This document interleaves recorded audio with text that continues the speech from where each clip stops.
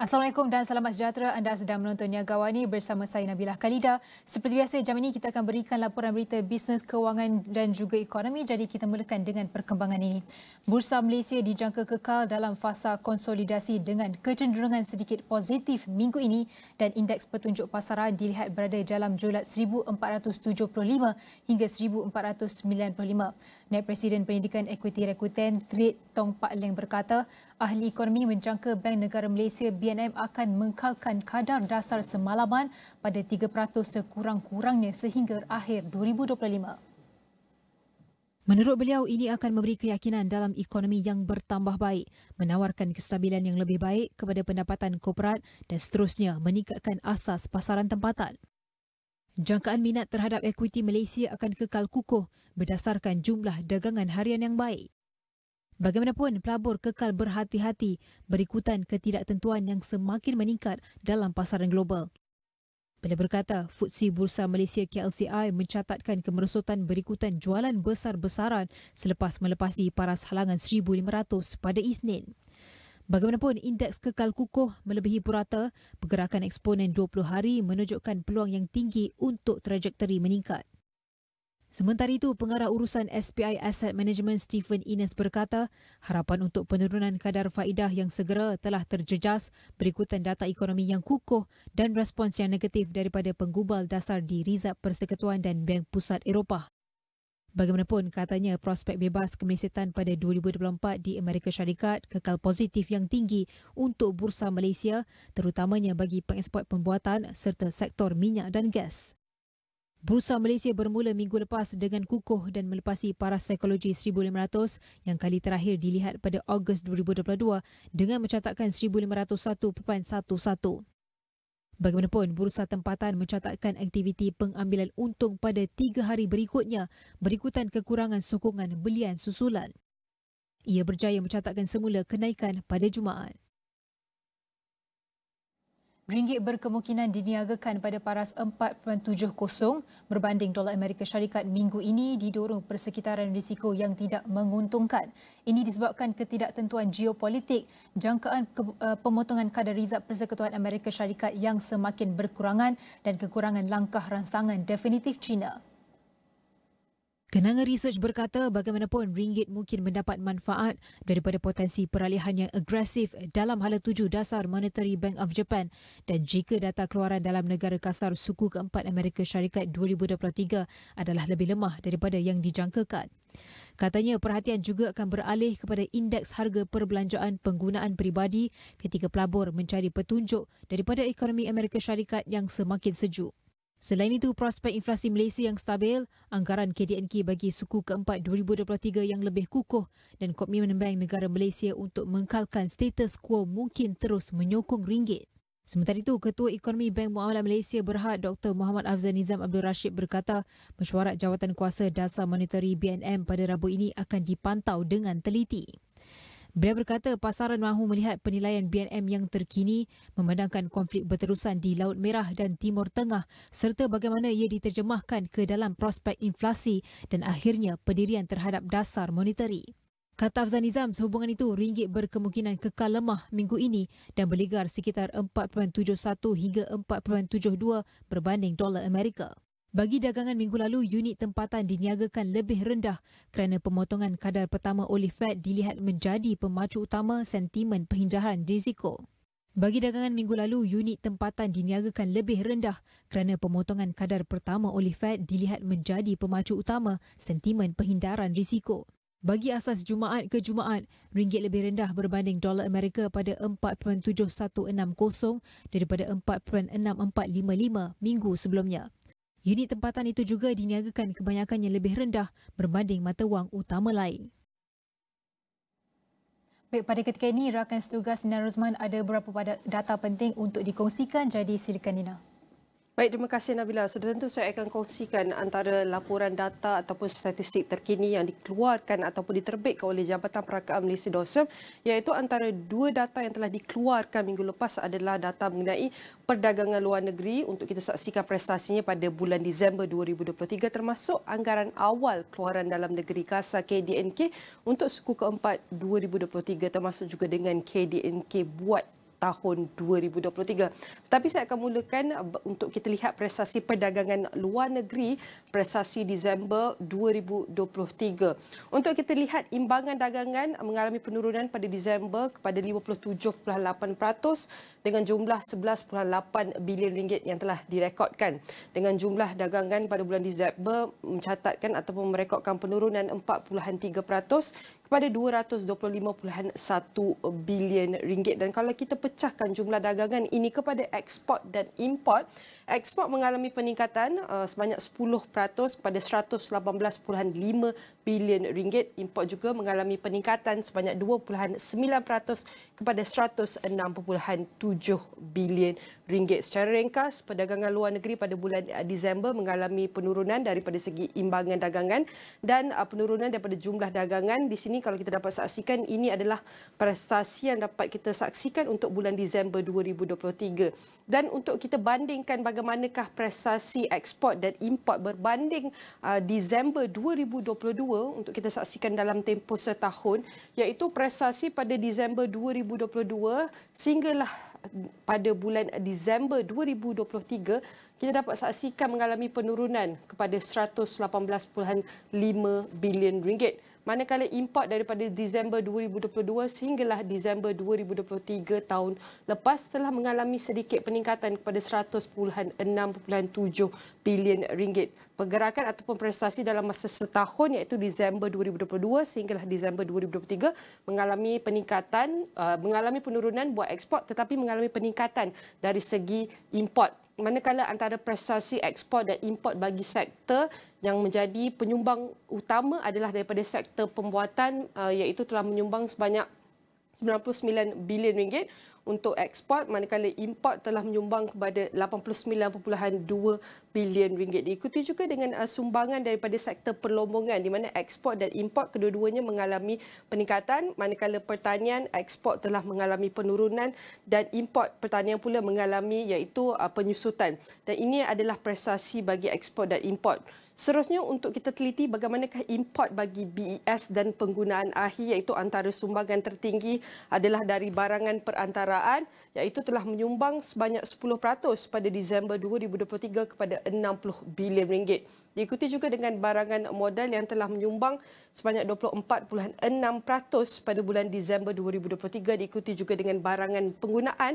Ini adalah antara satu-satunya import yang mengalami penurunan pada bulan Disember 2023 kepada 0.7% sebanyak 9.2 bilion ringgit. Dan rakan dagangan utama iaitu malangnya Malaysia dan China telah mengalami penurunan kedua-duanya daripada segi ekspor menurun 1.5% dan import menurun 3.5%. Manakala Singapura dan juga Amerika Syarikat iaitu rakan dagangan utama Malaysia telah mengalami kedua-duanya menurun daripada segi ekspor sebanyak 24.8% dengan Singapura dan Amerika Syarikat turun sebanyak 51% daripada segi ekspor. Manakala import bersama Singapura meningkat sebanyak 11.8% dan Amerika Syarikat juga meningkat kepada 21.5% kepada import. Dan ini adalah dagangan dengan Asia yang telah memberi sumbangan sebanyak 25.3% untuk bulan November, Disember 2023. Dan ini adalah prestasi perdagangan luar negeri yang dapat kita saksikan untuk bulan Disember pada tahun lepas. Dan kita akan beralih iaitu untuk lihat bagaimanakah anggaran keluaran dalam negeri kasar KDNK, iaitu ramalan awal untuk kita saksikan pada suku keempat pada tahun 2023. Kalau boleh saya mulakan iaitu pergerakan KDNK suku tahunan ya, daripada tahun 2022 mengikut suku. Ini adalah prestasinya, di mana pada suku keempat tahun 2022 kita dapat saksikan mulanya trend penurunan daripada segi KDNK mengikut suku, sehinggalah suku keempat 2023 yang dianggarkan akan meningkat lebih sedikit berbanding suku ketiga kepada 3.4%. Dan ini adalah andaian ataupun anggaran awal yang dijangkakan mengenai prestasi suku keempat 2023. Dan untuk kita lihat bagaimanakah jangkaan KDNK Malaysia mengikut tahunan, sudah tentu ini adalah iaitu jangkaan ataupun unjuran KDNK daripada 2021. Kita dapat saksikan peningkatan sehinggalah tahun 2022 antara prestasi yang paling tinggi KDNK dapat kita saksikan daripada tahun 2019 sebelum pandemik sehinggalah pasca pandemik tahun 2022 dan 2023 dijangka iaitu KDNK tahunan Malaysia akan merekodkan sebanyak 3.8%. Dan antara prestasi ekonomi mengikut kaedah pengeluaran untuk kita saksikan, ini adalah perbandingan suku ke suku di mana atas warna kuning ini adalah perbandingan suku tahun keempat, manakala di bawah merah ini adalah perbandingan suku tahun ketiga 2023. Dan kalau kita dapat saksikan di sini antara iaitu kaedah pengeluaran yang mengalami peningkatan daripada suku ketiga sehinggalah suku keempat, kita dapat saksikan di sini adalah sektor tertinggi adalah sektor perkhidmatan yang telah meningkat 4.7% untuk suku keempat 2023, diikuti juga dengan pembinaan yang meningkat 2.5% tetapi lebih rendah berbanding suku sebelumnya, diikuti juga dengan pertanian telah meningkat sedikit kepada 1.2%. Diikuti juga dengan perlombongan dan pengangkutan yang telah mengalami juga peningkatan sebanyak 3.7%. Dan ini adalah prestasi yang dapat kita saksikan, Nabilah, secara ringkas. Bagaimanakah prestasi perdagangan luar negeri yang dapat kita saksikan untuk bulan Disember 2023 dan antara anggaran awal untuk KDNK suku keempat 2023 yang dapat kita saksikan setakat ini, Nabilah? Baik, terima kasih Nina atas pembentangan data-data ekonomi itu tadi dan sudah bersedia untuk mengulas lebih lanjut dan bantu kita memahami data ini dan termasuk keputusan MPC BNM pada Rabu ini. Bersedia di talian adalah Dr. Muhammad Afzal Nizam Abdul Rashid, Ketua Ekonomi Bank Muamalat Malaysia Berhad. Baik Doktor, apakah antara faktor yang menyumbang kepada prestasi awal suku keempat tahun lalu 2023 dan tahun 2023 secara keseluruhan? Okey, secara keseluruhannya kalau kita lihat data-data yang dikongsi tadi, rata-ratanya memang faktor luaran tu memainkan peranan yang sangat prominent lah dalam menentukan hala tuju ekonomi kita, yang mana kita dapat saksikan ekspor negara memuncak kepada kadar 8% bagi keseluruhan tahun 2023, dan kita dapat lihat kesan kepada industri-industri utama seperti sektor pembuatan, yang mana manufacturing sector itu kalau dari segi pergerakan tahun ke tahun pada suku keempat 2023 ia bertumbuh hanyalah pada kadar 0.1%, dan sebelumnya itu negatif 0.1%, dan sebelumnya lagi suku kedua 2023 adalah 0.1%. Jadi maksudnya pergerakan itu begitu rata ataupun flat.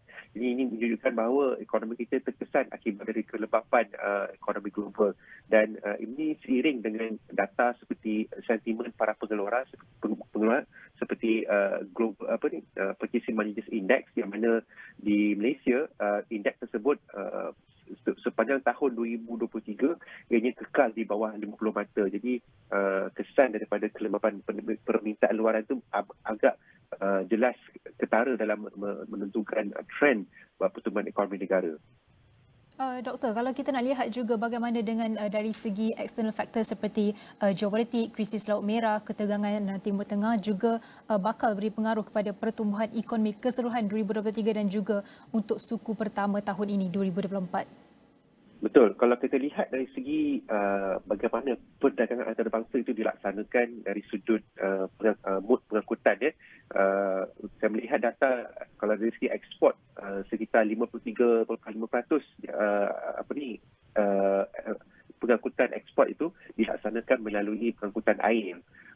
Kemudian import juga 60.4% transaksi import itu dilaksanakan melalui pengangkutan air. Jadi maksudnya apa sahaja yang berlaku di lautan akan memberi kesan dari segi trajectory pertumbuhan ekspor negara, dan kita tahu sektor luaran juga merupakan sektor yang amat penting dari segi menentukan hala tuju ekonomi negara. Jadi sebarang bentuk gangguan merupakan suatu risiko yang boleh menyebabkan pertumbuhan ekonomi kita akan menjadi lembab, dan situasi yang berlaku sekarang di Laut Merah saya kira merupakan dikira sebagai satu titik sambungnya kepada perdagangan dengan negara Eropah. Jadi kita masih lagi dalam peringkat memerhatikanlah bagaimana situasi krisis tersebut akan memberi kesan impak kepada ekspor negara. Tapi yang pasti kita tahu sekiranya perkara ini berlanjutan, dia mampu untuk memberi satu kesan yang negatiflah kepada trend perdagangan antarabangsa negara. Dan Doktor bercakap soal OPR, MPC BNM akan bersyuarat pada Selasa dan juga Rabu ini. Jadi apakah jangkaan Doktor kepada keputusan OPR itu sendiri? Adakah akan kekal 3% dan mungkin apa faktor yang memungkinkan kepada keputusan BNM pada Rabu ini?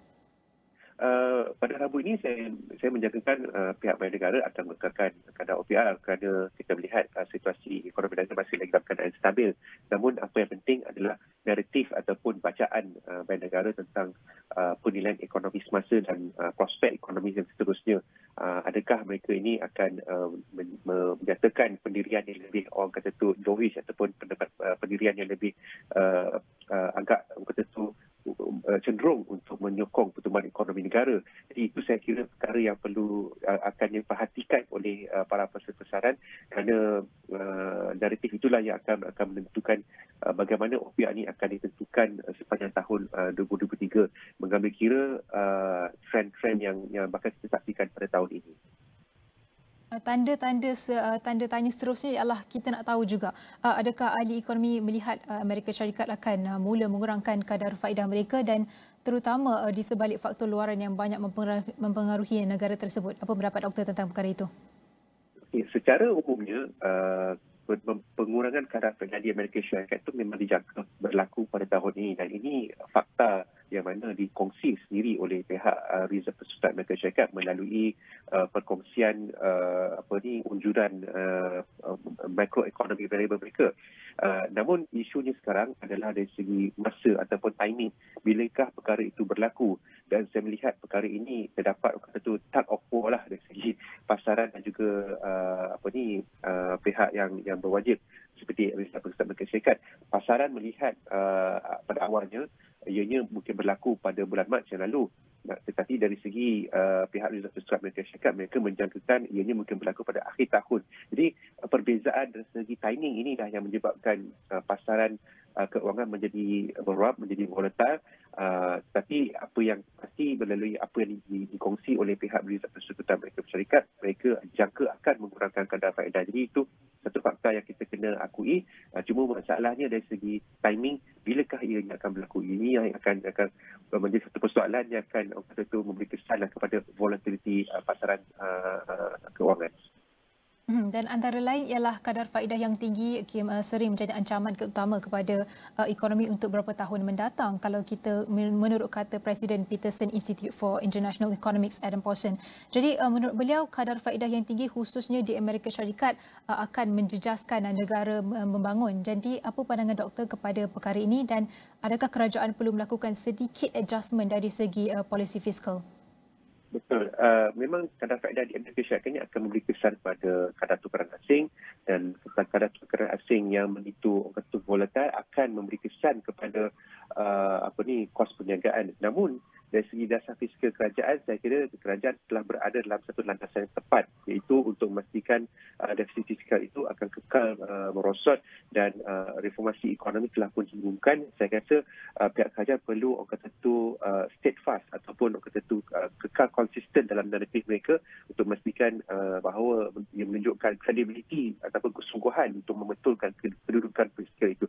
Jadi saya kira dengan credibility juga konsistensi dari segi pelaksanaan dasar fiskal yang berbentuk reformasi ini akan mewujudkan satu keyakinan yang mana ia akan membantu dalam meningkatkan nilai ringgit pada tempoh yang lebih jangka panjang. Jadi melihat kepada semua faktor-faktor eksternal dan juga internal factors ini, Doktor, bagaimana kita boleh lihat daya tahan Malaysia pada ketika ini? Apakah persediaan untuk kita hadapi kejutan luaran dan apa strategi yang sudah ready and set to implement untuk tangani ataupun cabaran atau rintangan mendatang? Okey, dari segi ruang dasar, saya melihat dasar monetary sentiasa mempunyai policy lever lah untuk berhadapan tentang sebang bentuk kemungkinan. Maksudnya sekiranya katakanlah pertumbuhan ekonomi global semakin meronceng, maka pihak Bank Negara boleh sahaja untuk mengurangkan kadar faedah bagi menstabilkan kedudukan ekonomi negara. Kemudian dari segi kedudukan fiskal juga, saya rasa kalau katakanlah keadaan itu memerlukan suatu bentuk campur tangan, maka sasaran untuk kata tu mengurangkan defisit itu mungkin boleh dirombak bagi memastikan ekonomi negara dapat distabilkan. Jadi pihak kerajaan sentiasa mempunyai kata tu ruang dasar untuk boleh diguna pakai ketika apabila berhadapan ketidakpastian yang tinggi, sekiranya situasi itu menuntut pihak kerajaan untuk membuat sedemikian rupa. Doktor, kita nak tahu juga adakah sebarang perubahan dasar fiskal sebelum ini atau baru-baru ini yang akan beri kesan kepada KDNK dalam waktu tertentu dengan data yang ada kedatangan seperti contoh padu baru ini, how responsive will be to act dengan polisi bergerak ke hadapan sekiranya dasar ini berpandukan data? Okey, padu ni saya nampak lebih pada bagaimana kerajaan untuk merombak balik dasar subsidi dan kemudian untuk memastikan setiap bantuan itu menepati ataupun mengenai sasaran.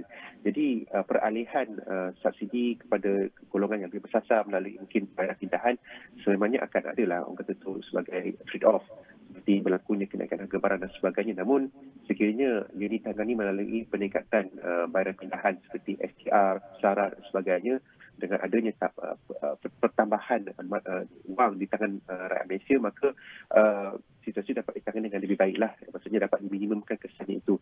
Dan ini kalau dapat dilaksanakan sudah pasti akan menunjukkan satu keyakinan bahawa kerajaan sentiasa serius dalam memperbaiki kedudukan kewangan mereka. Jadi saya rasa perkara ini perlu dilaksanakan dan perlu diceritakan bagi kenapa ianya perlu dilaksanakan supaya rakyat faham akan artinya untuk memperbaiki kedudukan kewangan ini dan kepada ekonomi negara pada masa akan datang. Baik, terima kasih diucapkan kepada Dr. Muhammad Afzal Nizam bin Rashid, Ketua Ekonomi Bank Muamalat Malaysia Berhad. Sama-sama kita nantikan keputusan BNM pada Rabu ini berkenaan OPR. Jadi pada ketika ini kita akan berhenti rehat seketika, kembali selepas ini.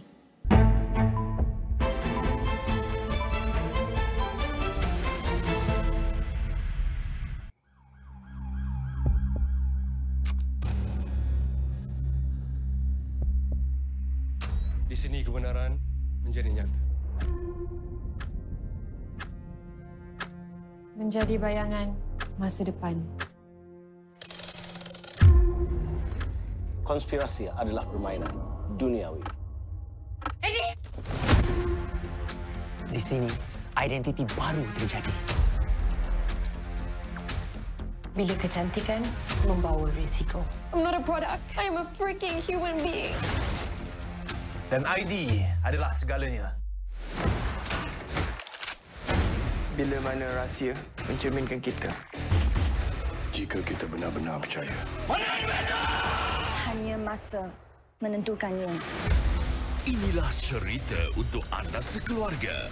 Inilah Home of Originals. Hanya di Astro.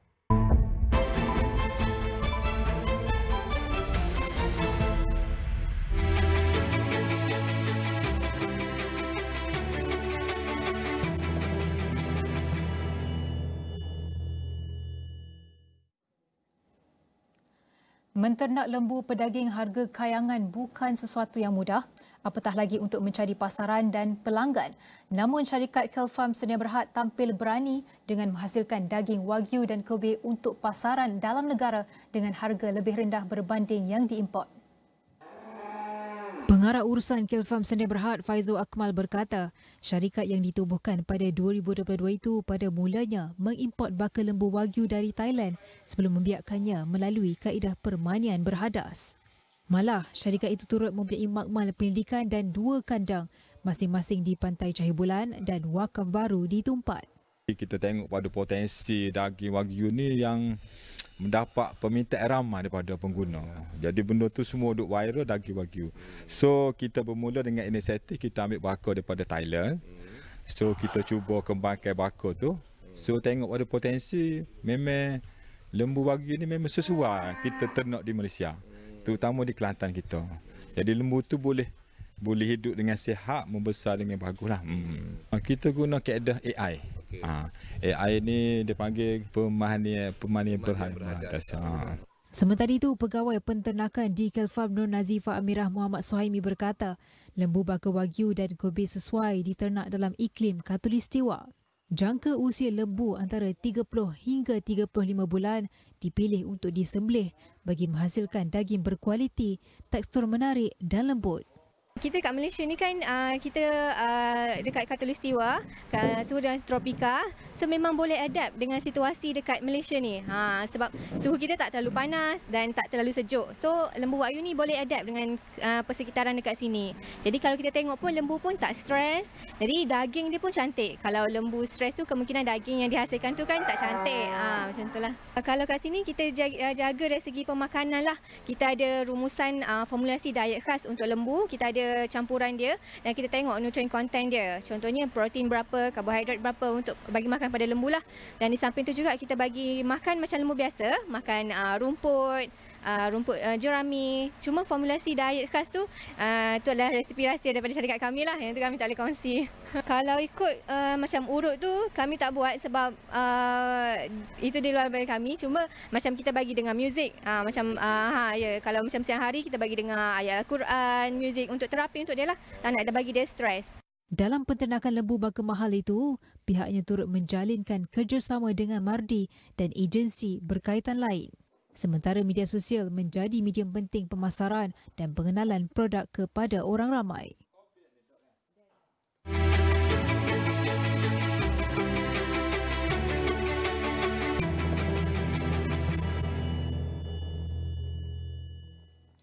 Alright, moving on, many employees are unbanked or underbanked.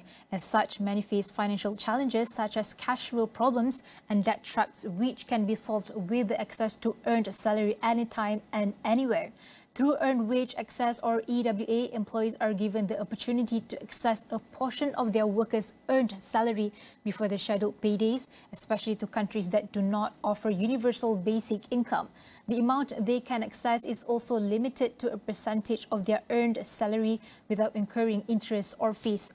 Paywatch, an enterprise earned wage access solution provider, has expanded into Indonesia and the Philippines, supported by a partnership with Visa to drive greater financial literacy and access to safe money transfer services. So to discuss further, joining me in the studio this morning is Richard Kim, the CEO and also the co-founder of Paywatch. Good morning. Good morning. All right, thank you for joining us in the studio. Maybe you can share firstly the overview of the current financial literacy levels, not just in Southeast Asia, maybe perhaps in the whole or in Malaysia specifically. Globally is an issue, actually. Even in US, 50% of the people feel like they don't have enough financial literacy and live, by paycheck to paycheck. In the case of Malaysia, 1 out of 3 feels they have insufficient knowledge in finance. And actually, it's not just about the literacy, but what you're knowing and what you're practicing is different. So financial literacy will lead to better habits in the long run, but about half the people will still need further education. All right. How do you envision this solution, Earned Wage Access, to provide enhanced financial literacy and also money transfer accessibility in Southeast Asia, perhaps in 5 to 10 years' time? So on wage access is good both for the employer and employees. And for the employee's sake, they are providing a solution which will be as a benefit to the employees. For the employees, it is to avoid falling into debt trap of more high interest predatory lenders, and if they can access their money they already earned in an earlier manner. So in the US, about 20% of the employees currently have on wage access as a means, whereas in Southeast Asia it's far below. So there's a lot of catching up to do. Probably in the US, they think all companies will provide some sort of an on-wage access to everyone by 2030. So it's coming. How does this financial technology solution, such EWA, can help to solve the problem of the frontline workers, especially the vulnerable workers that face the challenging macroeconomic forces? So instead of taking on a loan for a longer tenure at a higher interest, if they have emergencies, they can just access their monthly salary in advance and get the remaining at the end of the month. And actually, when we look at the usage of our product, It's all for two things. One is emergencies, like hospital bills, funerals, paying for unexpected costs, plus putting necessities like buying groceries, buying food. As Paywatch, as Asia's first bank-backed earn wage access solution, how do you strategize? How do you suggest to strategize to implement this solution? Not just we can start through educational system, and how can the employee adapt this solution in their organization? Basically, we don't want to become a lender. We want to be a bridge to gaining first-tier bank access to these employees, and how the bank can provide more solutions to the employees, and so the unbanked become underbanked, and underbanked become is given more means at the end. So EW is just the start of a financial awareness program. We're coming up with the savings product at a higher interest, more insurance product, and even investment product. That's what. But how about the employees? How can they help to further this solution provider and maximize these benefits? So basically, if by employees using one product, and it's also they are turning away from a high interest product, which is in their benefit. So it's an alternative to what they have, but also it is creating a relationship with a bank. And the bank will gain a better understanding of their behavior and enables them to provide more products down the line. Can you tell us a bit more on your strategic partnership with Visa, and how does it help with promoting financial empowerment? So the Visa we started a financial literacy program. So basically Visa will provide the education contents, and we will make it accessible through our app, so people can read about and gain more knowledge. What are the specific initiatives or features that people out there should be look on about? There are a lot of useful tips that's put in on which is how to why it's important to save. Why everybody knows, but how to practice that. But also even for filling out tax forms, annual tax for a younger audience who just started working, they will need tips on various. How do you ensure that this strategic partnership can ensure the money transfer is actually safe, especially towards the vulnerable workforce? They are very worried. So how do you ensure that it's actually a safe solution? Well, Visa Direct is a very safe solution, which has been around internationally for a long time. But there are a lot of global players and local players that are all working towards providing a more digital, more convenient money transfer program, which is faster and cheaper than offline, obviously. And we want EW and money transfers very closely tied. It is when you need money, it's not only for yourself, it's to actually send the money home to help your family in the case of emergency. So it is making it accessible and making those transfer in a safe and economical way. Amazing.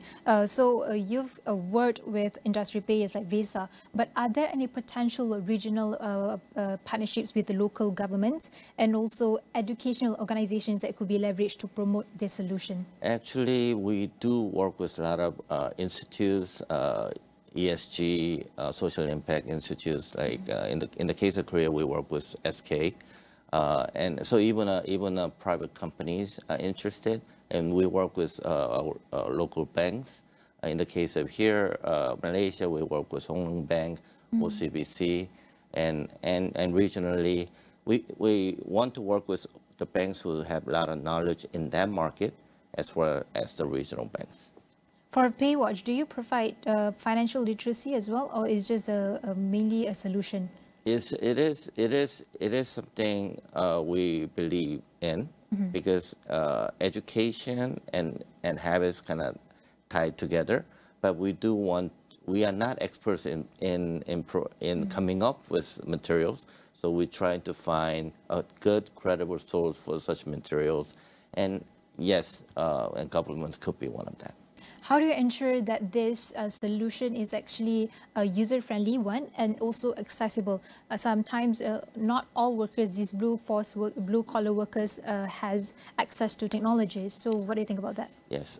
So the user experience is very important. They have to experience it and they have to find it is very easy and convenient in order to keep using it.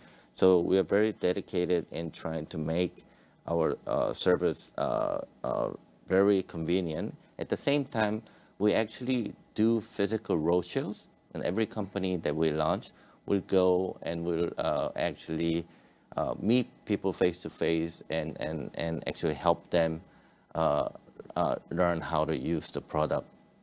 And actually we make it so that first transaction is always free. So they need to experience themselves how easy it is, and they see the money is safely in their account, then it makes it easier in the next time. But we also provide contents so the employee will continue on educating the employees. But having one financial product, digital product, is then the second product and third product becomes easier because all the apps are quite similar in their flow. But another thing we can look at is this solution involves different countries, and also when it involves different country, it involves different culture, different ethnicity as well. So how can or what measures can be taken to bridge this potential of different cultures to bridge the gap? So it's not just the language issue, but there are other issues involved. So we do a constant survey and of the employees and then users, see what they like about the app, what they find it inconvenient, and to constantly enhance and hopefully so that satisfaction level stays above 4.5 out of 5, and our current app is rating is about 4.9. So we just need to maintain our current service. All right. So what are the key performance indicators or KPIs that we can look at would be most relevant in assessing the success of this initiative, EWA? So we definitely need more employers to adapt. And as I was saying, the penetration level of the service in the US is about 20%. In the case of Malaysia, it's still less than 5%. So we have a lot to catch up. All right. On a scalable, how scalable do you believe that this solution in addressing the financial literacy and money transfer accessibility, and what steps will be taken to ensure a long-term sustainability that is just not a one hit wonder solution to make sure that it's just sustainable in the long run? Well, I think it's very sustainable because everyone who's economically active gets salary, and salary is the biggest portion of their income. And getting the freedom to access that on a weekly, daily, or even hourly give them more financial control and freedom, and that's so it is here to stay. And normally in the companies which adapt our service, about 50% of the employees will sign up, and of that, 2 out of 3 will use. So even today, it's 1 out of 3 employees of the employers that who deploy this service using it in an easy manner, and so it is very sustainable. All right, we have about 2 minutes left. Can you provide examples of successful example or implementations of EWA solutions that best practice this solution? So we are very keen on finding out how people use it, when to use it. And we do take a lot of testimonials of the real experience, and we see cases that people use this to pay for the hospital bill for their children, or just pay for weddings, funerals, and a lot of times just buying groceries, putting food on the table. It makes us feel like we're doing something that's changing the world in a good manner. Okay, before we end the discussion for today, maybe what's your hope in 5 to 10 years' time, perhaps? And what are other countries in Southeast Asia that you're looking at? So we started in Korea, and Malaysia became our second market, but it also became our regional headquarters. This is where we develop all our products and IT, and we're very happy that we are here. And from here, we just expanded into Philippines and Indonesia. Hopefully, we'll expand onto more countries where the product is in need. All right, that was Richard Kim, the co-founder and CEO of Baywatch. Thank you so much, and may continue the aim to provide the vulnerable frontline individuals and the companies they work for with an earned wage access option that gives workers access to the banking system and safeguards them from predatory practices. So we're going to go for a short break. We'll be right back.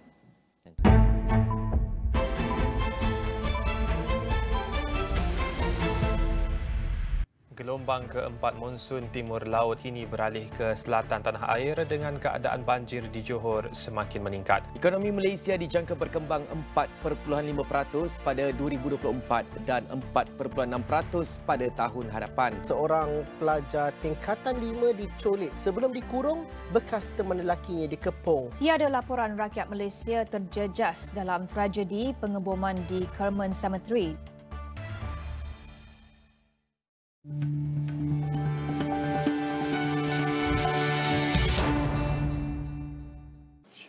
Okay.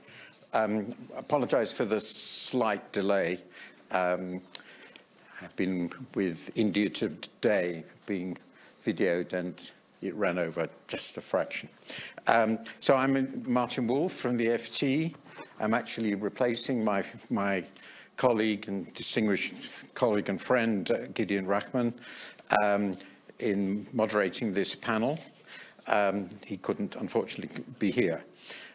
It's a very interesting subject, sort of the economic future of Europe, with the idea, I understand, that it's entitled Musical Chairs, and the idea is that we're playing a game of musical chairs worldwide, and we wonder whether Europe at the end of it will have a seat at the economic table. We have a slightly reduced but very distinguished panel. We, unfortunately, Morten Bodskov, the Minister for Industry from Denmark, was unable to come because of flight delays or other such problems.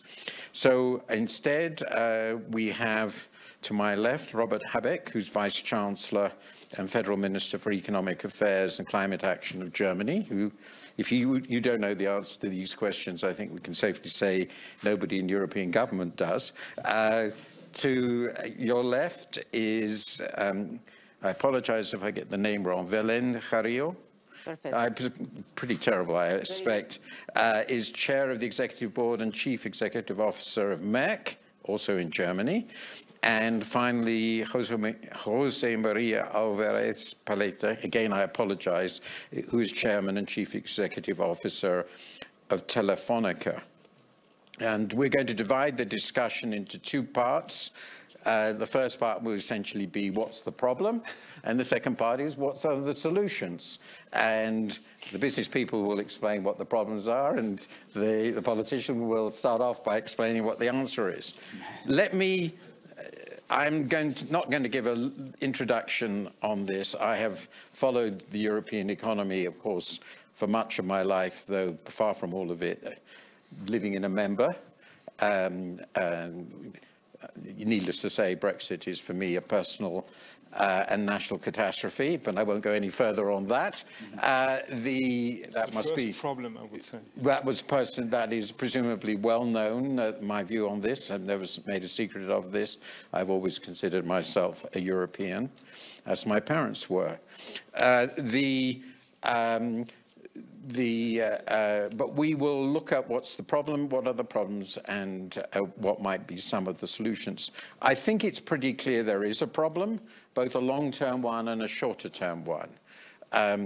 The most obvious short-term one is, and the IMF pointed this out very clearly, I mean, not really short-term, is that the US is the only major economy, and certainly the only major developed country, that is back on pre-crisis trend. And that is very definitely not where Europe is right now. And it faces, I think, the risk of a significant slowdown with particular problems I think many people feel at the moment in Germany, which has been the locomotive of the European economy.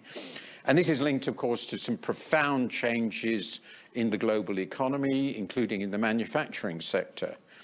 But in the long term, I'd like to just bring out one fact, which is interesting.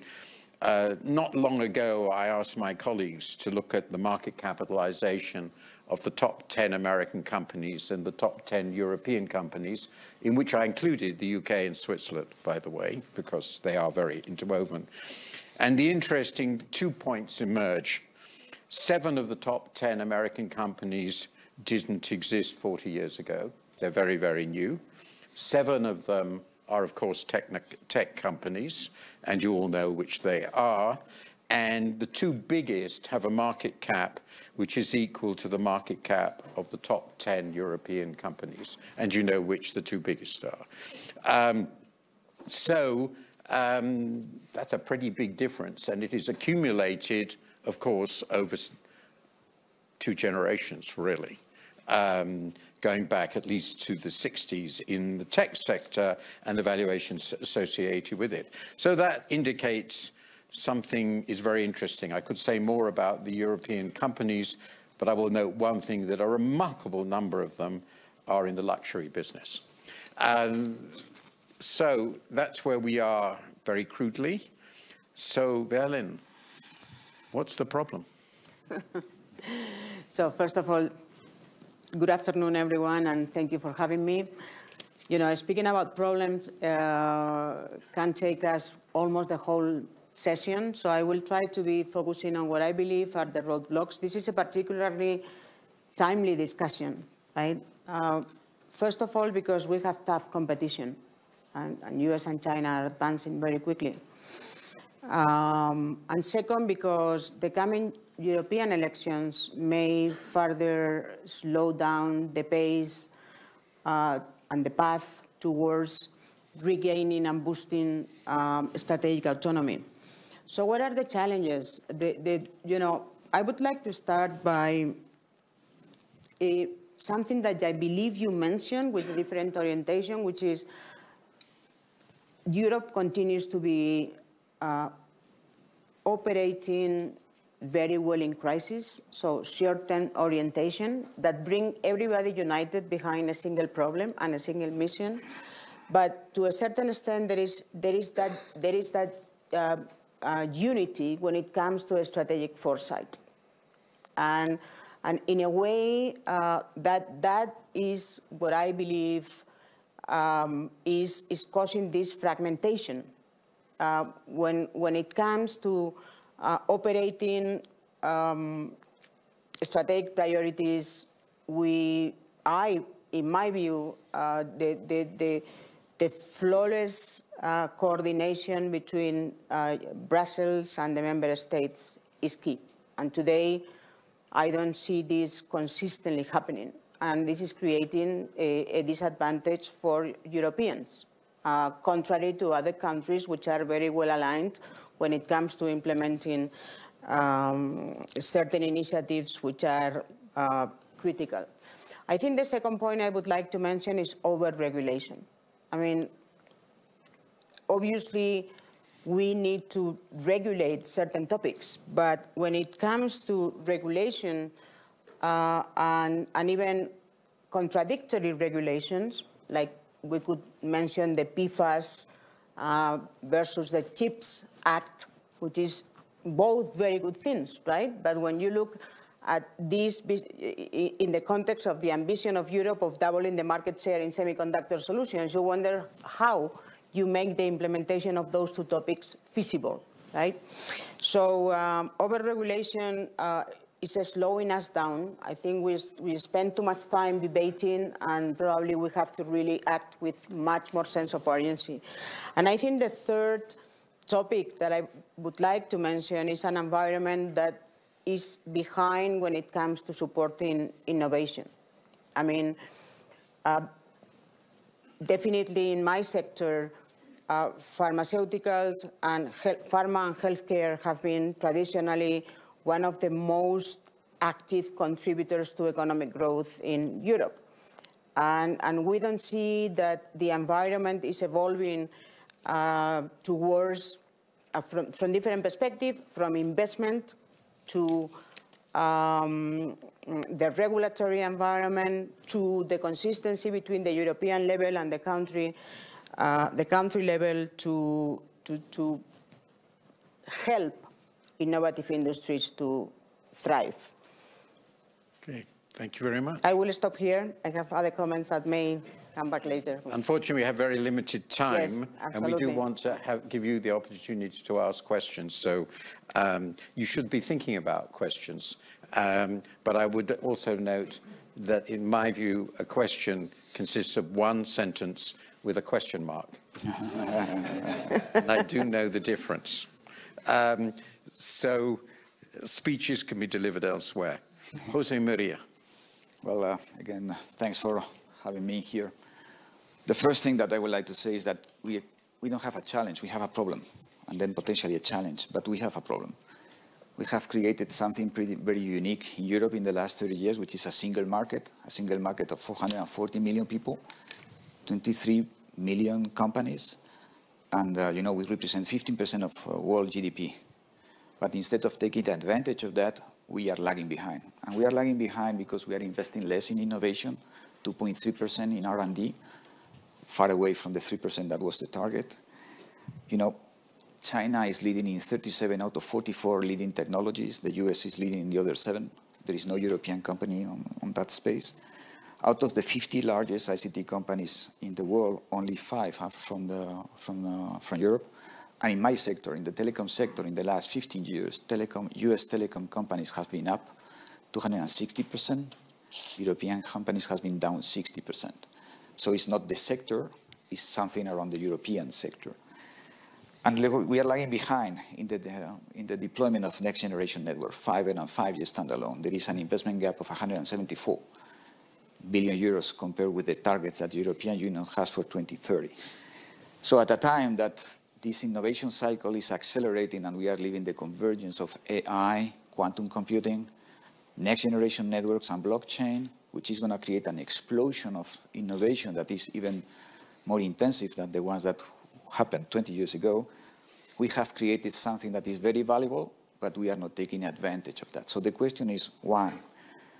And my view is that we are running this thing with the rules of the previous century. We are still running innovation, we are still running some sectors with rules of the previous century, ignoring that there is a new economy that has been created that is totally beside this ruling.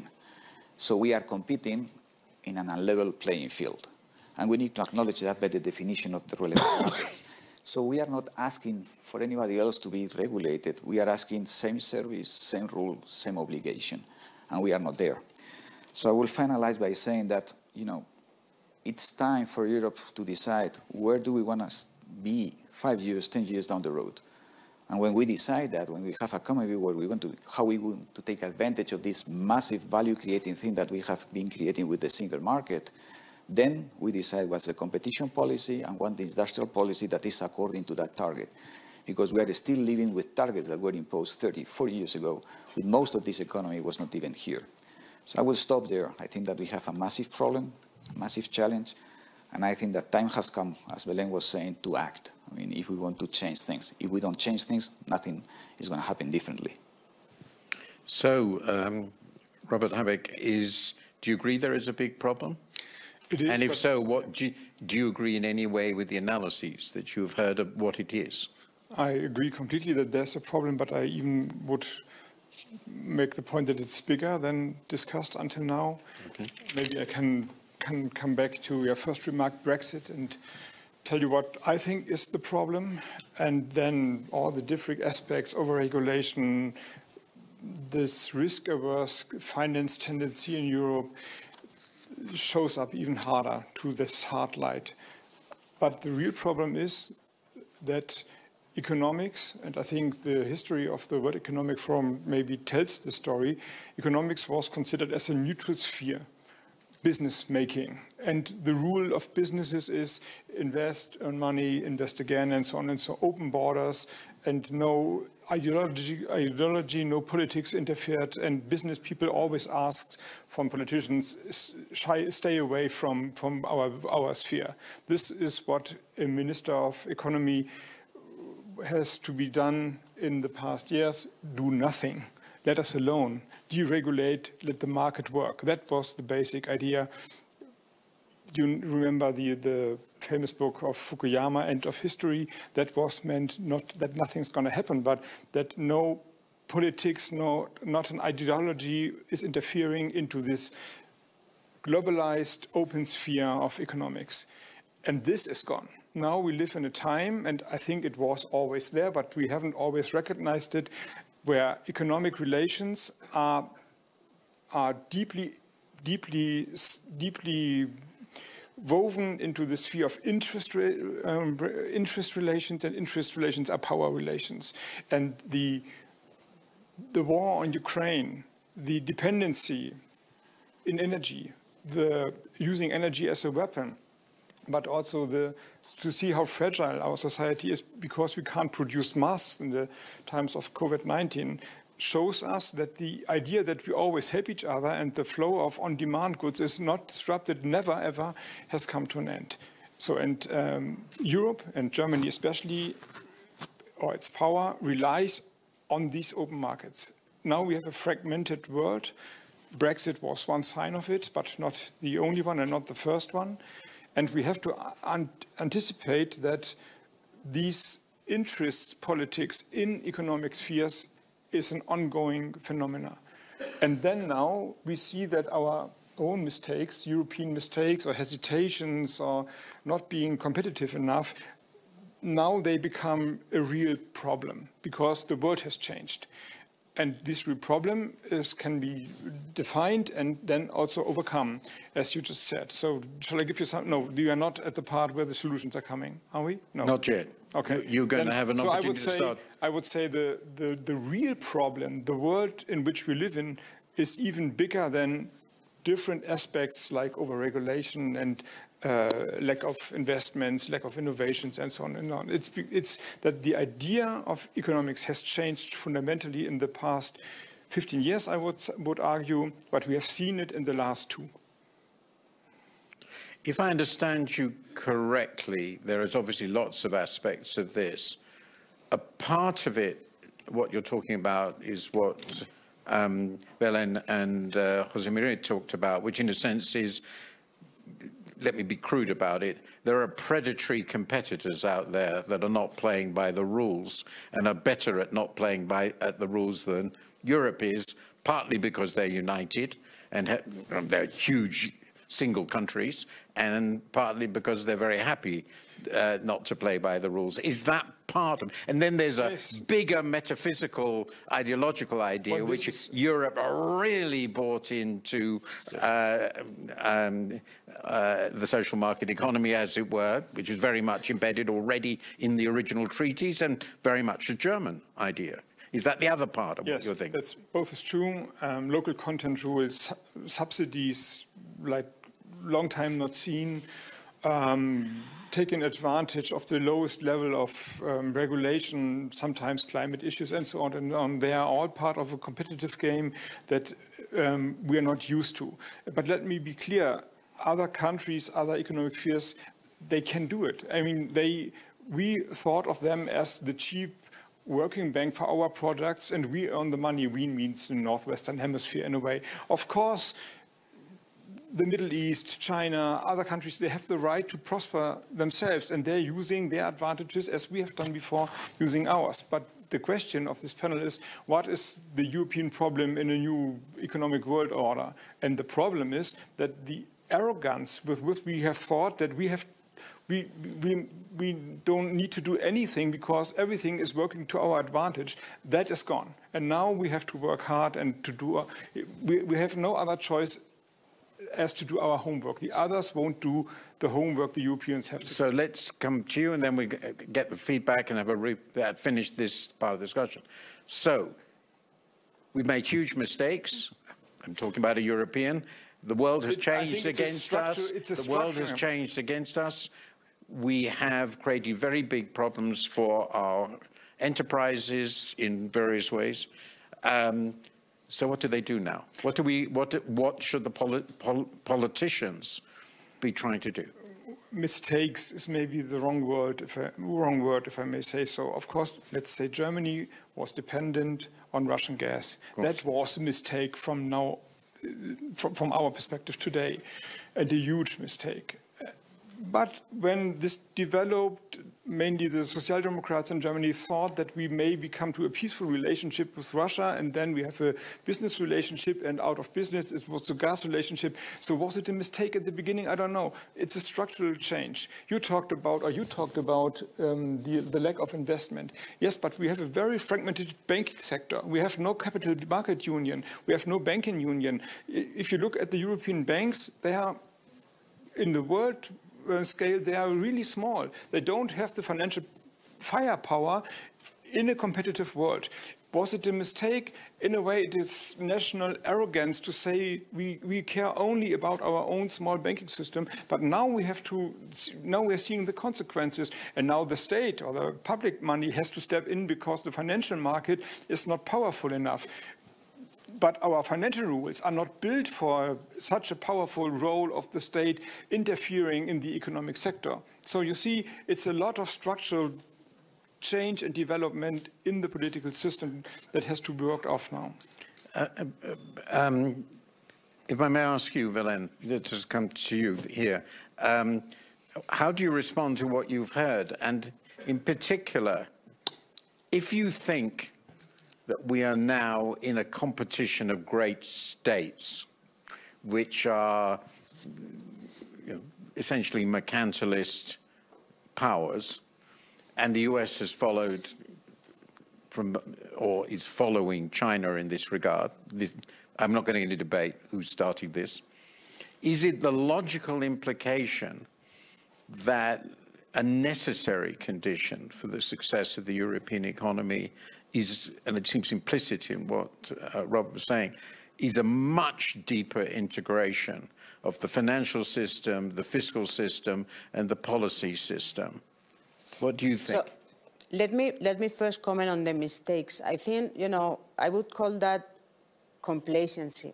I think for many years, Europe has been very complacent, right? And, well, after the pandemic and many other multi-crises, the pressure has increased. And once again, I believe that, yes, definitely further integrating, having an industrial policy, an integrated industrial policy that clearly outlines and underpins the priorities, is going to be a very, very, very important step. But, there is no strategy without a realistic implementation plan. And at the end, Europe is only operated through the member states, right? And I think that this is an opportunity to launch a call for action to European political leaders to, first of all, regulate, taking into consideration the priorities of the European industry in whatever sector, right? I mean, definitely the financial services and the financial sector has to be integrated, further supported, because you said it, we have small European banks, but why is this happening? I mean, we are not going to debate specifically on this sector, but definitely because, in a way, the hyper-regulation is eventually preventing growth of that industry, as I could talk about the pharma industry, as I mentioned before. So having a clear industrial policy is important, but to me the most important is that there is more consistency between the European vision, the priority, and the alignment with the member states in order to be able to make tough choices. I mean, we have reached a time in which we need more accountability. I think dispersed accountability and not understanding who is doing what is actually getting on our way to progress. And I mean, the private sector cannot work in isolation on this. We have to really work hand in hand with government and political leaders. Jose Maria, what do you think are the solutions, and how far are some of the questions that we've been discussing relevant, and what are the other things? Because my reading from what you say is that it doesn't need a concerted European will. I may misunderstand you, but it does need the European governments and the Commission to get out of the way. Am I understanding you correctly? Partially correctly. I think that we need both. I mean, my point is that we love to regulate, but we need to incentivize. My point is the following. We invest 2.3% of the GDP in R&D, but in experimental R&D, which is high risk, high reward, we invest just 42% of that amount. China invests 83%. The US invests 65%. So the incentive to invest in high risk, high reward is not here. And Europe used to be the hometown of innovation. In my sector, the GSM was a European standard. The UMTS was a European standard. Neither 4G nor 5G has been a European standard. So my point is that we are addressing the money in the wrong places because we prefer to have 5 antennas in each roof rather than to innovate. There are more telecom companies in Spain than in China. It makes no sense. The definition of the relevant market is wrong. We need to reconsider that because we pretend that the digital economy doesn't exist. There is a survey from the Microsoft Research Center that calculates the value of a 4-members family in the US data all along the year between $25,000 and $40,000 per year. If in Spain there was to be 10 million households of 4 members, that means that $250 or $400 billion are not scored into the GDP of my country. Where is this money? We are not part of that economy. So my point is that we need to make a reflection on where we stand and where we're going to go. And once we have decided that, then we need to reconsider the definition of relevant market, the competition policy, and how we treat those new players. Because it's not about great states, it's about great platforms. In my case, we are competing with streaming platforms. We are competing with messaging platforms. And those are totally being ignored in the definition of the relevant markets. So I think that we are ruling this world with analogical measures, and it is a digital world. And by the way, it is accelerating through AI. AI is a game changer. It's an acceleration of all those trends. So my point is that if you ask me one thing, the top of my mind, on my wish list, deregulate. Deregulate us. We were regulated in Spain because we were a former copper incumbent monopoly. We'll be full fiber this year. We are no longer the incumbent, and we're certainly not a monopoly. So we should not be regulated. Let us compete. Let us compete. Do you think that Europe should be considering the idea of a European champions in key sectors? I think that champions at the end of the day are being created by the market. I mean, you don't create champions. The market creates champions because you are relevant. The problem that we have is that we cannot be that one because we cannot play at scale. My point is that when you have 27 regulations for a spectrum, when you don't have a harmonization of a spectrum with each country award a spectrum with different rules, I mean, it is impossible to create a single market of that. So I'm definitely for more Europe, more harmonization of Europe, and more incentives rather than regulation. And I think that lately Europe is going into that direction. I would strongly suggest to accelerate and to define where we want to be 10 years down the road. It makes no sense that there is no European company about the top 44 most advanced technologies on Earth. It makes no sense. Our market deserves more than that. Could I just ask one question for you, Robert, which is, you talked about the financial system. Just one example. But it's an important example. It is. Now, this is the one that I looked at most closely during the crisis. And one of the reasons, perhaps the key reason, is ultimately when crisis hit, the backing for the sector came from member states because they had the fiscal resources. And actually quite a number of banks went home. They left markets in other member states, because their governments would essentially only back them, their core business in their home country. And this is one of the key sectors, perhaps the key sector, where it's really hard to separate the sector itself from the governments that back it. And that means that you have to increase fiscal resources at the centre. This is the deposit insurance issue is one important part of that. And my impression is that generally Germany has been particularly unwilling to proceed in that sort of direction, fiscal integration of that kind. In these circumstances, do you think Germany might change its view? I hope so. I can explain once again why I hope so. I just started explaining that we are not only talking about economic win or growth or business. This is deeply related with politics now. Like it or not, this is the case. As a European, I'd like to see the value system I truly believe in not to be pushed away out of the world order. So therefore, I agree, the answer is more Europe. We have to integrate the financial sector, but let me give you other examples. The idea the single market works was the idea of level playing field, meaning the DG competition is carefully watching that no country is doing more investments compared to its GDP than other countries. And this leads to a over-regulated form of investment strategies. It took 3 years' time to say, yes, we want to build a factory or decarbonize a factory.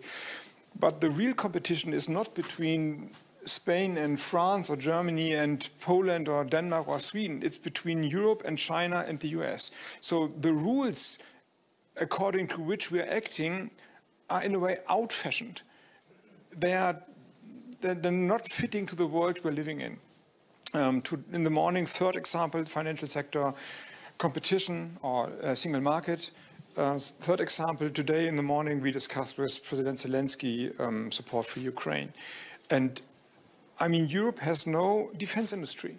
We have 27 defense industries, and if we have common projects, every member state is looking very, very carefully that some part in the whatever ammunition or tanks or whatever is just done that it can only be produced in Belgium or in Luxembourg. I don't know if they have any defense industry. You see what I mean? There is no willing to cooperate. It's the national pride is we have our own defense industry. And this is, then we try to overcome it by hundreds of complicated regulations. But now to the solutions. We have seen in times of crisis that Europe can gain speed. In the energy sector, which is part of my portfolio, it was an incredible solidarity. And we have done things we have never done before, including deregulate. We have built up grids and pipeline systems and LGE platforms in weeks. Normally it takes years. We have a common purchasing platform. We have a common buyers platform for the gas market. This is all developed, was all developed over only a few days, actually. So Europe can, if it wants. And from my perspective, this is deeply, deeply necessary to be understood for the future. I'm going to take questions now. Just repeat, be brief and to the point. I will take this lady here to the... Would you stand up? Then they can get the mic to you. I presume there is a mic? Yes. That will be help, probably. Thank you. Say who you are and the question, very brief. I'm Veronica Nilsson. I'm the General Secretary of the Trade Union Advisory Committee to the OECD. I have a 6-words question. What can Europe learn from Bidenomics? Okay, that's a good question. I'm going to take several. The lady next to you, please. Bidenomics. What can Europe learn from Bidenomics? What can Europe learn from Bidenomics? Your question, please. Yes, my name is, I'm Monica Andres. I'm EVP for Yara International, EVP Europe. Very much agree on what you said. My question is how positive you are in order to achieve the integration all across Europe and in order to face and also change this fragmentation that has led us all to the situation where we are. Okay, and one final, third in this round, I think. This gentleman, would you stand up so they can recognize you? Yeah, my name is Patrick Kramer. I'm president of the Max Planck Society. My question is, how can Europe promote the transformation to a sustainable economy? Okay, that's very good. I will give, I won't give you all the opportunity to answer all of them, but I can give a fair chance. Okay, let's start with the two business people. Jose Maria, what can Europe learn from Bidenomics? From the, sorry? Bidenomics. I think you mentioned the CHIPS Act, if I remember correctly, which was one of them, and the IRA is another. Yeah. So should Europe be doing things like that? I think Europe is doing things like that. If you judge upon the amount of subsidies or incentives that Europe has done in the last year, is roughly 700 billion euros, which is roughly the same than in the US. My point is that are we applying the right incentives? Are we having the right incentives to apply this to a place in which we are driving something for the future? I think the US is there. We are not there yet. It's highly fragmented. Each country has its own list of interests. So in my opinion, we need to build a European agenda, and I don't think we are there yet. In this specific, I mean, I'm going to repeat myself, and I know that, but you know, in this specific area, 44 leading technologies. Those are the leading technologies. It's accepted. We need to be there, and we are not. So it's not about the amount of incentive. Europe has proven that when it wants, it can act very quickly. In my opinion, is what's the agenda behind that, which is not clear for me. Can I build on this a bit? Because, you know, incentives are not enough. If Europe's, and this is what I was referring to before when I was pointing at the misalignment between ambition and realities. If Europe is aiming to double the market share from 10 to 20% in the semiconductors materials industry, Germany is providing economic support to very important chip manufacturers, but is the agility with which the whole thing is implemented enough? Right? So I think we have to really integrate all those topics, because those are not disconnected, to at the end maximize the impact. Then perhaps I can build on the fragmentation topic, which yes, very quickly. Very quickly. You know, I would 7 minutes. I would like to listen to the Vice Chancellor on your political perspectives, but I think definitely we need to have political leadership stepping up to deal with the country priorities, which of course are absolutely critical, but to helping Europe build that strategic foresight, which I believe is what you mean, Jose Maria, when you say, where do we want to be in 5 to 10 years? And most importantly, find the balance between driving European priorities, the 2 or 3 critical priorities that are going to raise Europe competitiveness, even if you have to make trade-offs at the member state level. So may I ask you to comment? I mean, in some sense, all of these questions are for you. Yeah, but I start with Bidenomics. Yes, and sustainability is sustainable economy is quite important. I'd like to add one thing which may be directly related in a way. I was thinking, because Jacques Delors just died, I knew, and I mean, one can argue, leaving aside next gen, which is significant, next generation, the EU. The two great reforms, monetary union and the single market, were basically done in his time, and that's more than 30 years ago. So to an outsider, it does look that there's not just, and this is, I think, a lot of our discussion, the political stalemate problem is prior to all the other problems that we're talking about. And the fact that there hasn't been a really big institutional reform, even though everybody has been talking about these problems now for 2 decades at least, is an indication that politics is some way where it starts. Yeah, you're right. And once again, Ukraine, we discussed today mainly military support and economic support, but they are on their way to the EU now, and everybody wants it, I hope.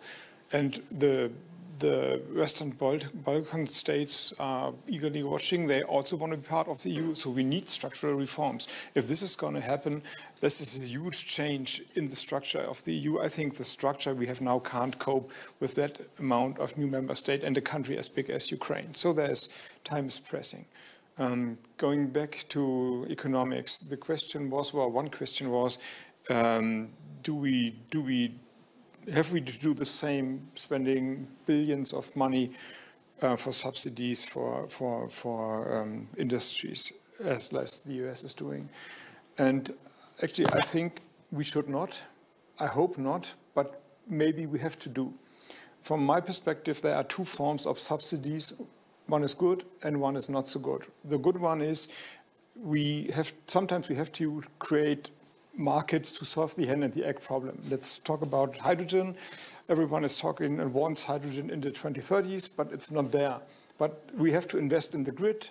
We have to create a market for that, and that is a political job we have to do. This is a good form of subsidies, spending money into a development that is wanted by the society, maybe the governments, and in the best of all our worlds, society and government are wanting the same, but it's not there. This is the right form for subsidies. And the bad one is that we want to steal the industries from others.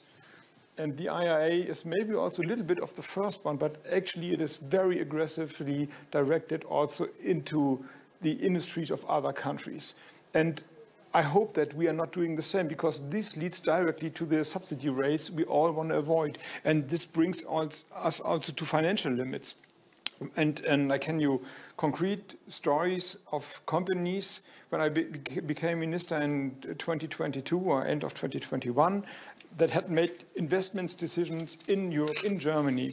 And half a year later, they came up and say, oh, well, now there's the IRA, now we're moving to the US, except you give us million euros more. Then we stay. And then we had to pay the money, otherwise they went away. So this is not sustainable economics. But in a way, I can't let it happen. So if this is not the best of all worlds, but if I have to live and act in the gray world, then I act gray. So then I'm willing to spend the money, though I think it's wrong.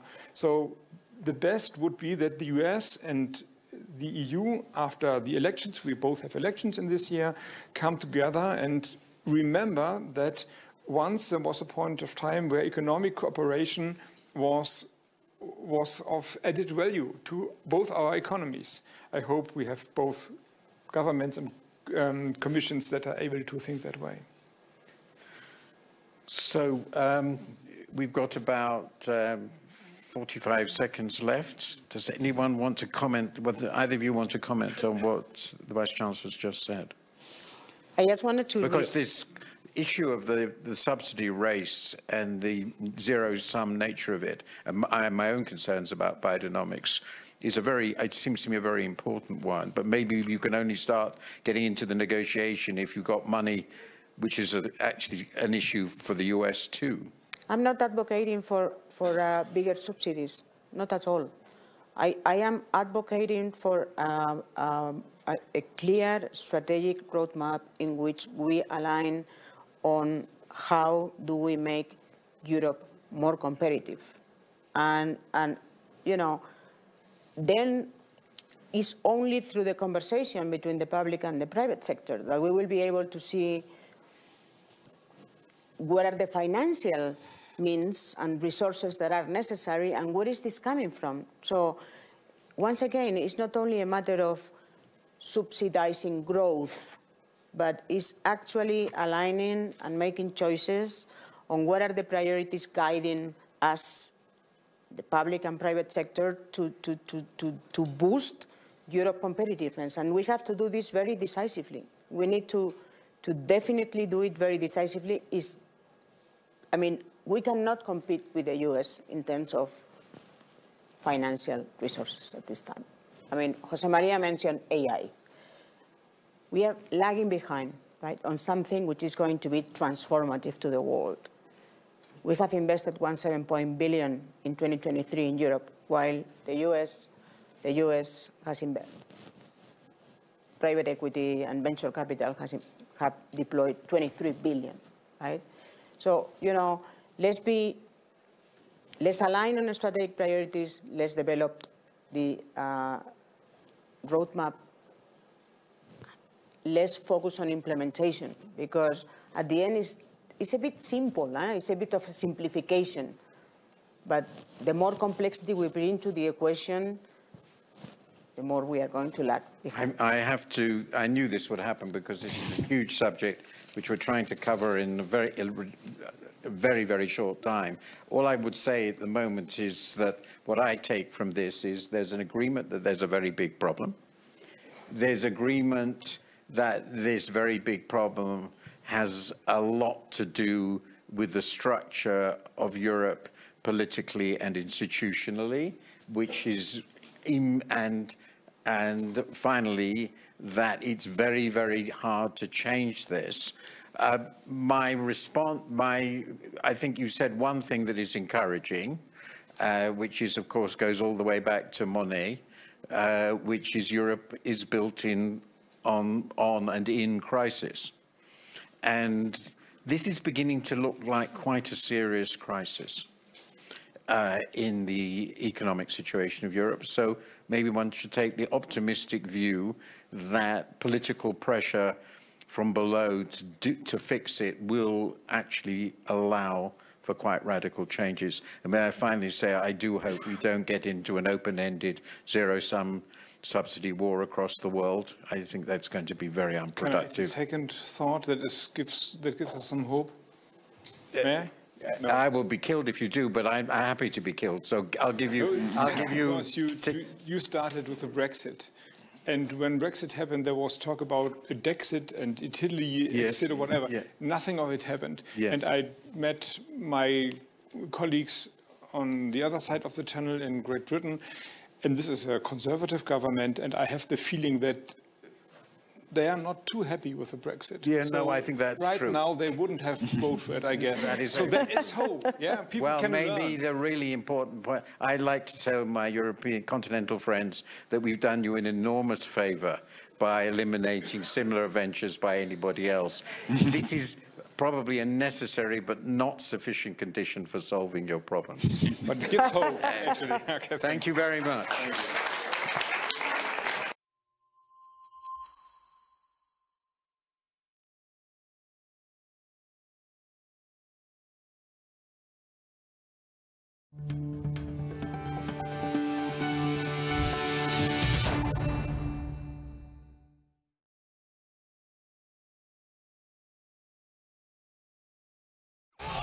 Siapakah Gempak Most Wanted 2023? Anda yang akan menentukannya. Layari www.gempakmostwantedaward.com sekarang untuk mengundi Gempak Most Wanted Award terpaling trending. Hai adik-adik, jom belajar cara melintas jalan. Lihat kiri, kanan, kiri sebelum melintas. Membantu pelajar melintas dan pastikan pelajar selamat sampai.